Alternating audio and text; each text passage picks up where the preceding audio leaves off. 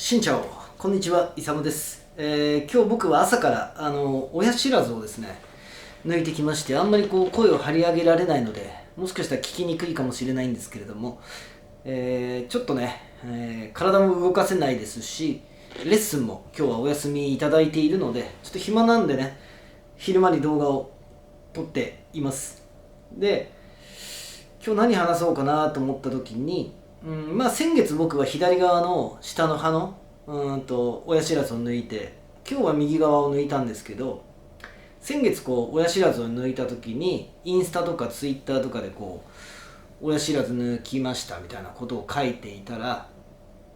僕、抜いた当日は休んで、翌日からもうレッスン始めてたんですよね。そうするとお客さんから親知らずどうですかということをすごく聞かれてですね、やっぱり痛いイメージがあるじゃないですか。で、別に必ず抜かなきゃいけないっていうものでも、なさそうだし、なので痛そうだから、抜いてないんですよねっていうお客様が結構いてですね、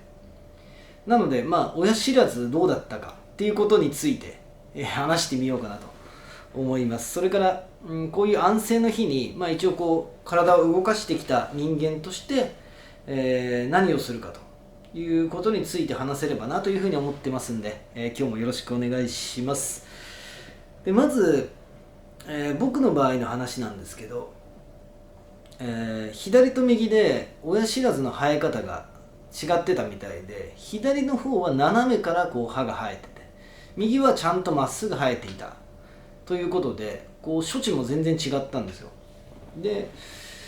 左側を抜く、先月抜いた時、やっぱり痛いのを覚悟して行ったんですけど、結果的に全然痛くなく、しかももう15分ぐらいでパパパってやって、はい終わりですみたいな感じであっけなく終わったんですよね。本当に、痛かったのは、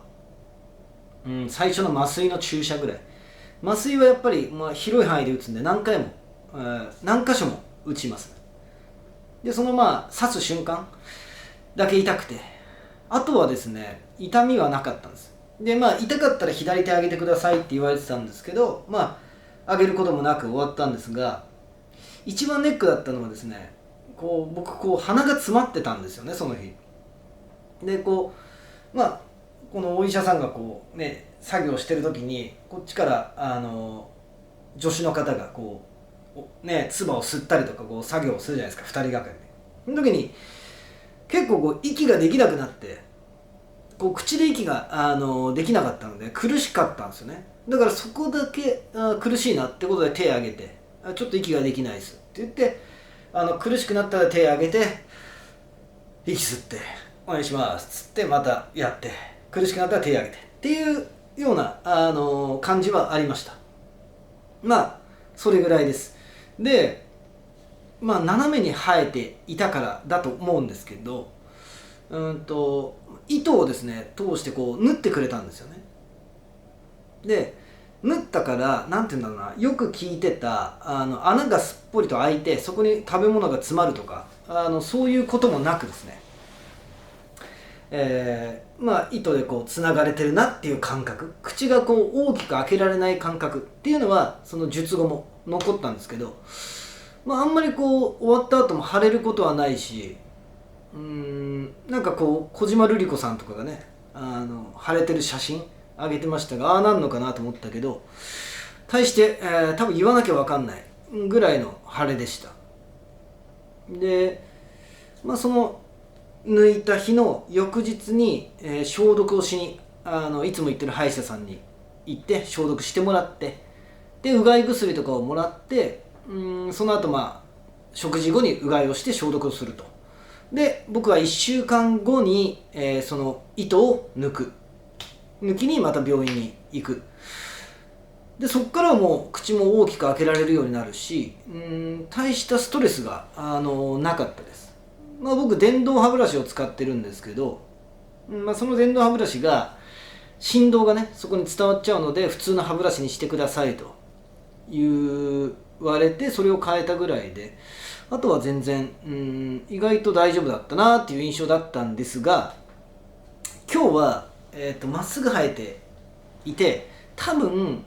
普通の、人たちと同じような処置だったんだと思うんですね。僕ちょっと左は特殊な感じだったので、あんまりこう聞いてた話とは違う処置だったんですね、僕の中では。で今日のは聞いてた感じで、今日はですね結構痛くて、最初でそのある箇所に、ドリルみたいなあれを当てられると痛くて、で左手上げちょっと痛いですねって言って、でそしたら麻酔打って、でまたやるんだけど痛くて、で また麻酔打ってみたいなことをちょっと最初3回ぐらい繰り返したんですけど、先生に聞いたところ、こっちは神経が、死んでて、だから痛くなかったと。でこっちはかなり正常、な状態であったから、神経の痛みが、前回とは違って発生したというふうに言ってました。なのでそこの痛みっていうのがその作業中のですねは前回と違ったなっていう印象です。ただその後他の部分は何されても全然痛くないんで、ちょっとこう引っ張られるから顔がグラングランするんですけど、それぐらいで大して今のところ大丈夫だなと。ただ前回と違うのは縫われてないので、やっぱ穴開いてる感じっていうのは結構今あるんですね。でなんつうのかな、こうやっぱ食べ物が詰まりそうだなっていう感覚も以前とは違ってあるんで、気をつけなきゃなというような感じで、ぶっちゃけそんな痛いものじゃないなっていうのが僕の、病院によるんでしょうけど、僕の印象的にはそんな痛くないですよって、お客さんたちも言ってたんですけど、そんなこんなで大したことなく僕は終われたなと思っています。はい、あとこう痛かったらもう冷静に左手上げればやめてくれるんで、やめてどこが痛いですかっていう風にやってくれるんで、あんまりこう怖がるほどのことはないかなと。抜きたいんだったらそこまで恐怖感なく抜けるなっていうのが僕の印象だったので、まずそれをお伝えさせていただきました。はい。で今日はお風呂も入らずにシャワーだけにして、歯ブラシも歯磨き粉をつけずにやる、それから運動をしないということを言われているので、静かに、久しぶりにこう体を動かさない日ほとんどないのでだなっていう感じで、そんな時に、何をしようかなっていうか、何もしないは嫌なんですよ僕は。なので何かはするんですけど、どういうことかなをするかなと思って今過ごしてた時に、こう例えば椅子に座ってねちょっと空気椅子してみたりとか、座りながらこうやって足を上げてみたりとか、なんかそういうこうちゃんとトレーニングって感じじゃなくて、こうちょっとお腹に力入れてみたりとか、なんかその程度のこと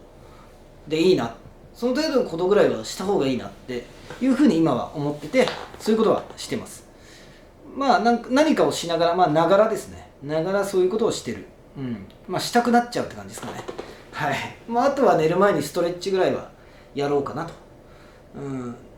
ゼロがとにかく良くないと僕は思ってるんで、安静って言われたから何もしないは僕は良くないと思ってるんで、何かはすると、いうふうに考えています。あとよく僕はやっぱり骨折もいっぱいしたし、そういった時にも例えば右手の指骨折したりしたら、ここを使わないものはやるし、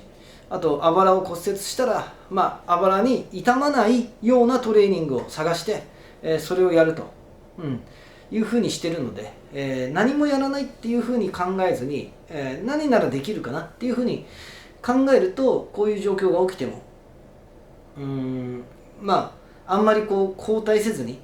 進んでいけるんじゃないかなと思うんで、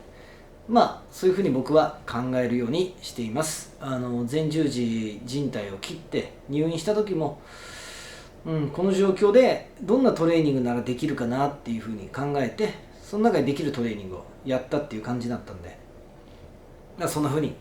僕は考えて普段から生活をしています。はい、ということで、今日は親知らずを抜いた話と、そういう時に僕は何するかなっていうことについてお話をさせていただきました。いつもご視聴ありがとうございます。こんなあんまトレーニング関係ない話もですね、ちょっとずつしていこうと思っておりますので、もしよければ見ていただけると嬉しいです。ということで、元気がないように見えますが、心は元気なんですけど、あんまりこう喋れないだけなので、こんな時でもこう動画撮れるなということで撮りました。ご視聴ありがとうございます。今日も健康でいい一日にしてください。いつもありがとうございます。それではまた。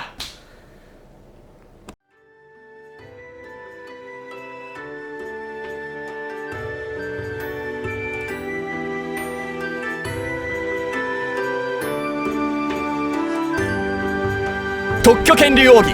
商標権利奥義、